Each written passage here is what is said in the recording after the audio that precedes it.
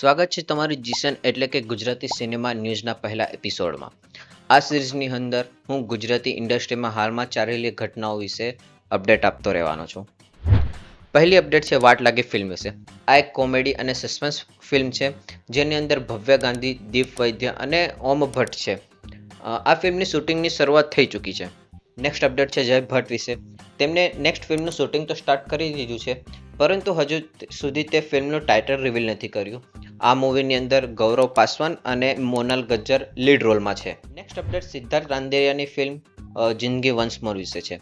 આ મૂવી પહેલા 15 મે આવવાની હતી, પરંતુ ઓલમોસ્ટ એક મહિનો આગળ ખસેડીને હવે આ મૂવી 12 જૂને આવવાની છે. મૂવીની કાસ્ટ જોઈને આ મૂવી ઇન્ટરેસ્ટિંગ તો લાગી રહી છે.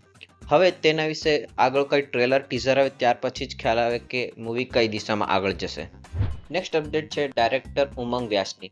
તેમની આગામી ફિલ્મ બધું ઓલરાઇટ છેનું પહેલું પોસ્ટર રિલીઝ કરી દેવામાં આવ્યું છે, જેમાં લીડ રોલમાં વિરાજ ઘેલાની અને વિનીતા જોશી છે.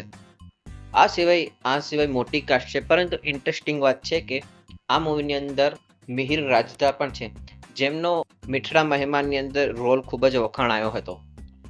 ત્યારબાદ ઘેરિયો ફિલ્મ વિશે વાત કરું તો આ મૂવીના રાઇટર અને ડાયરેક્ટર ભાવેશ વસાવા છે.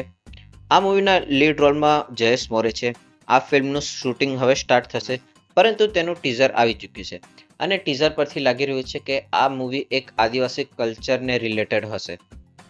નેક્સ્ટ અપડેટ છે પીધા પછી ફિલ્મ વિશે. ચૂપ મૂવીના ડાયરેક્ટર નીતિશ બ્રહ્મભટ્ટની આ એક નેક્સ્ટ કોમેડી ફિલ્મ છે. આ મૂવીનું શૂટિંગ થાઇલેન્ડની અંદર શરૂઆત થઈ ચૂકી છે અને તેમનો એમ છે કે આ મૂવીને આ વર્ષના એન્ડ સુધીમાં રિલીઝ કરવાનું. પરંતુ આ મૂવીના એન્ડમાં માર્વેલની ડૂમ્સડે અને ત્યારબાદ SRKની કિંગ પણ આવવાની છે અને એ પહેલાં દિવાળી ઉપર રામાયણ પણ આવવાની છે. તો જે રીતે પીધા પછી લોકોની હાલત થાય છે અને બધું ભાન ભૂલી જાય છે, એવી રીતે જો આ ફિલ્મ એ સમયે આવી તો આ ફિલ્મ પણ પીધા પછી થિયેટરના સ્ક્રીન ભૂલી જશે.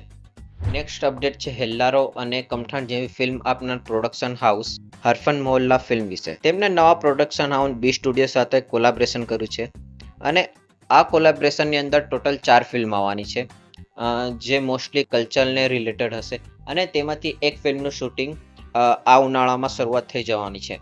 નેક્સ્ટ અપડેટ છે ફાફડા જલેબી ફિલ્મ વિશે.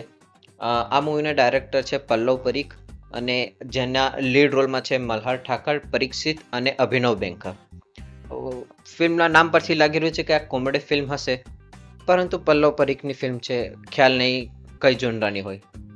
પરંતુ મારો પલ્લવ પરીખને એક સવાલ છે, હું ઇકબાલનો બીજો પાર્ટ ક્યારે આવવાનો છે? અને એનાથી પણ મોટો સવાલ કે હું ઇકબાલ પાર્ટ 2 આવશે પણ કે નહીં. નેક્સ્ટ OTT પર આવનારી અથવા આવેલી ગયેલી ફિલ્મો વિશે વાત કરું તો રોનક કામદાર અને માનસી જોશીની મિશ્ર ફિલ્મ જોજો OTT પર આવી ગઈ છે.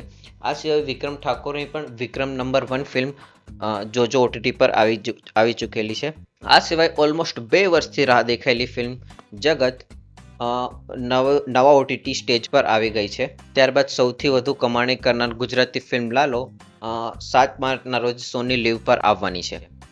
આ હતી છેલ્લા કેટલાક સમયની મુખ્ય અપડેટ. જો તમને આ વિડીયો ગમ્યો હોય તો આ વિડીયોને લાઇક કરી દેજો અને તમારું કોઈ સજેશન હોય આ સિરીઝને તો પછી કોમેન્ટ સેક્શનમાં જણાવો, અથવા તો તમે મને ઇન્સ્ટાગ્રામ પર પણ કહી શકો છો. અને આવા જ ગુજરાતી સિનેમા રિલેટેડ કન્ટેન્ટ માટે આ ચેનલને સબસ્ક્રાઈબ પણ કરી દેજો.